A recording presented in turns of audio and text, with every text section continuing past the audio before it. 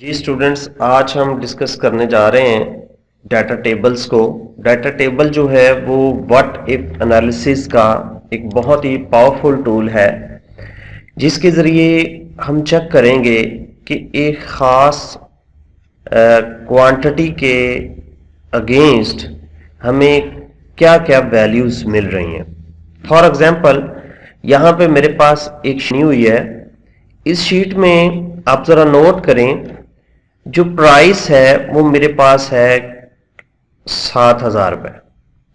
अब उस पे 2% डिस्काउंट अगर मैं देता हूं तो मुझे जो प्रॉफिट मिलता है वो 6860 है, यानी जो बाकी रकम बचती है वो 6860 है। 7,000 पे 2% डिस्काउंट। अब सिचुएशन ये बन सकती है कि मैं ये देखता हूं कि अगर मैं ये नीचे जरा शीट पे नोट करें कि अगर मैं 5% डिस्काउंट बनाऊं तो मेरे पास कितनी रकम आएगी, अगर 8% बनाऊं तो कितनी आएगी, अगर 13% डिस्काउंट दूं तो फिर मुझे कितनी रकम मिलेगी, प्रॉफिट कितना मिलेगा, अगर 50%। इसी तरह आप इन वैल्यूज का तज्जिया करेंगे डाटा टेबल के जरिए। अब करना क्या है आपने, ये होगा कैसे? सबसे पहले तो आपने इस तरह एक शीट तैयार कर ली। फिर उसके बाद जिन जिन वैल्यूज का आपने तज्जिया करना है वो आपने एक रो के एक कॉलम के अंदर आपने लिख लेनी है, मुख्तलिफ सेल्स में। यहां पे 2 सेल्स आपने ऊपर छोड़ने हैं। एक सेल में आपने वो वैल्यू दे देनी है जो जिस पे अफेक्ट होना है, यानी जो हमारा प्रॉफिट है। तो हम इज इक्वल टू टाइप करते हैं और इस वैल्यू पे क्लिक करके एंटर कर देते, तो ये वैल्यू हमारी यहां पे आ गई। अब हमने डाटा टेबल को इस्तेमाल करना है और इन वैल्यूज का तज्जिया करना है। तो मैं इसको सिलेक्ट करूंगा, इस सब को, और फिर मैं व्हाट इफ एनालिसिस में डाटा टैब के जो डाटा टूल्स हैं उसमें व्हाट इफ एनालिसिस के डाटा टेबल पे क्लिक करूंगा। जैसे मैंने डाटा टेबल पे क्लिक किया, मेरे पास एक छोटा सा डायलॉग बॉक्स आ गया। ये वो कह रहा है रो इनपुट सेल और कॉलम इनपुट सेल।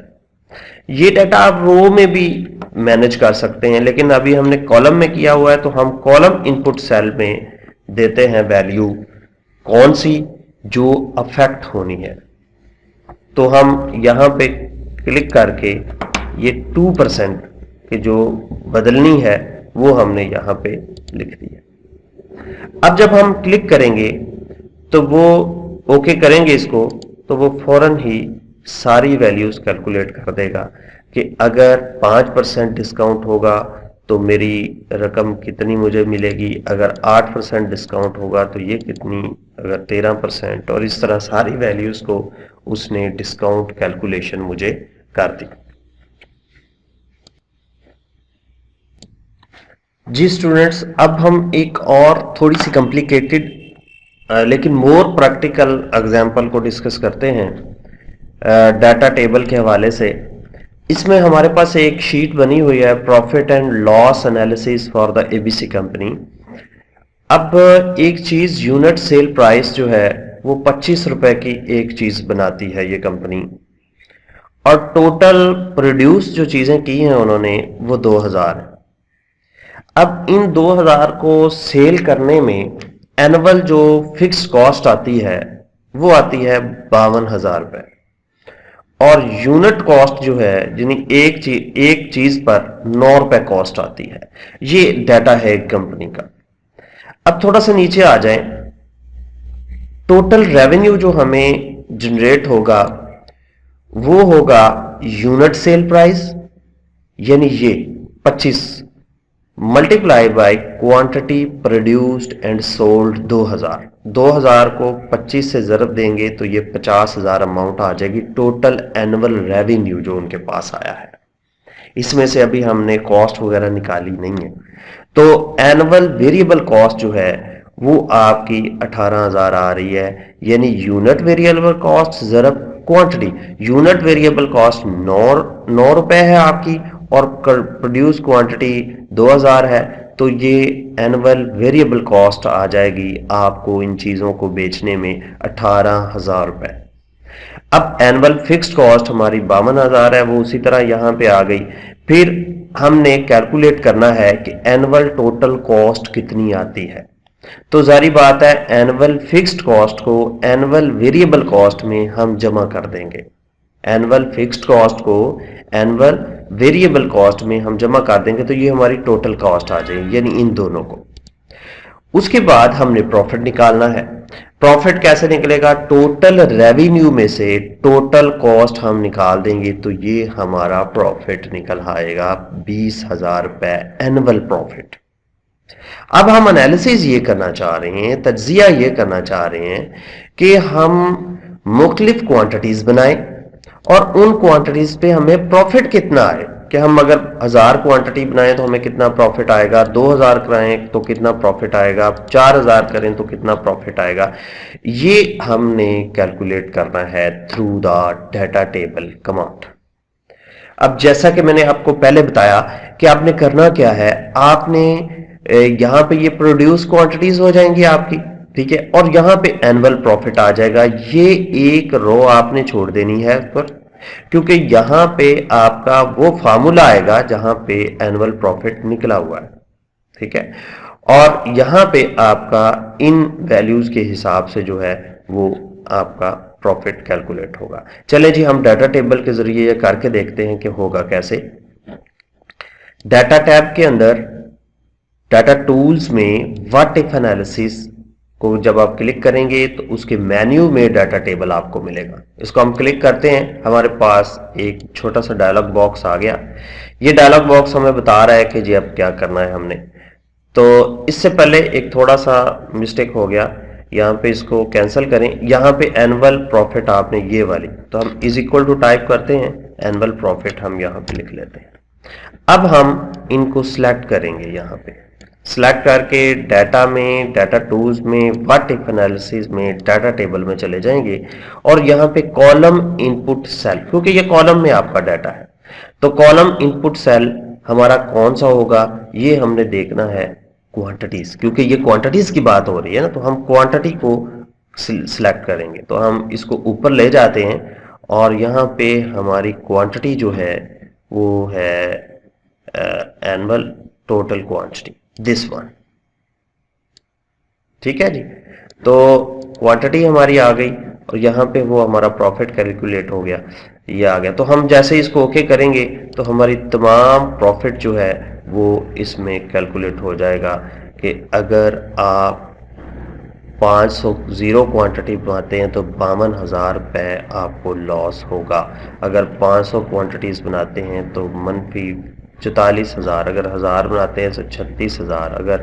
अगर जी स्टूडेंट्स, अब हम एक और एग्जांपल को डिस्कस करते हैं, सेल एनालिसिस को, जिसमें सेल की अमाउंट दी हुई है और ग्रोथ हमारी दी हुई है और एक्सपेंस परसेंटेज दी हुई है कि अगर हमारे ग्रोथ इतनी हो, एक्सपेंस परसेंटेज इतनी होगी तो सेल ये होगी।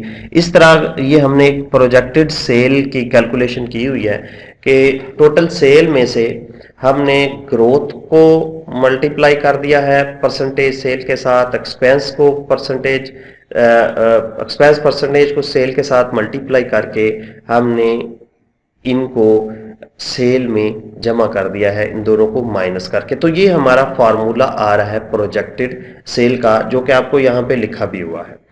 अब हम मुख्तलिफ ग्रोथ पर और मुख्तलिफ परसेंटेज पर ये देखना चाहते हैं कि हमारी प्रोजेक्टेड सेल क्या होगी।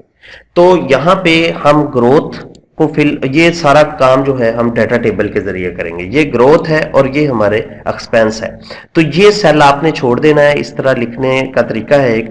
अब ग्रोथ यहाँ पे आपने फिल करनी है 1%, 2%, 3%। तो इसको आप जो है वो फिल के जरिए जो है वो कर सकते हैं।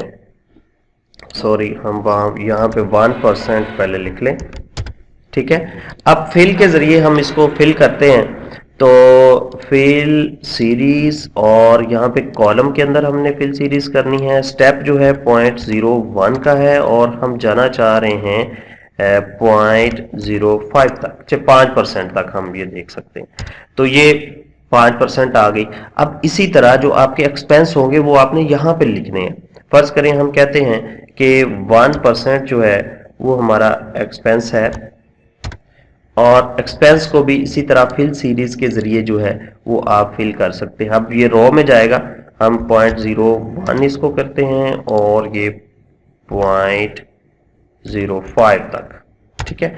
तो ये 5% एक्सपेंस तक हमने कैलकुलेट कर रहे हैं और ग्रोथ 1% से 5% तक ये हम कैलकुलेट कर। अब हमने ये जो डाटा टेबल है ये सारा फिल करना है कि मुख्तलिफ ग्रोथ पर, मुख्तलिफ एक्सपेंसेस पर हमारी प्रोजेक्टेड सेल क्या होगी।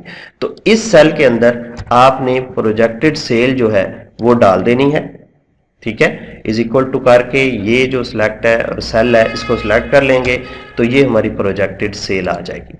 अब हम इसको सिलेक्ट करेंगे पूरे टेबल को और डाटा टैब के अंदर, व्हाट इफ एनालिसिस के अंदर, डाटा टेबल के अंदर चले जाएंगे। यहां पे हमसे वो पूछ रहा है रो इनपुट सेल क्या है।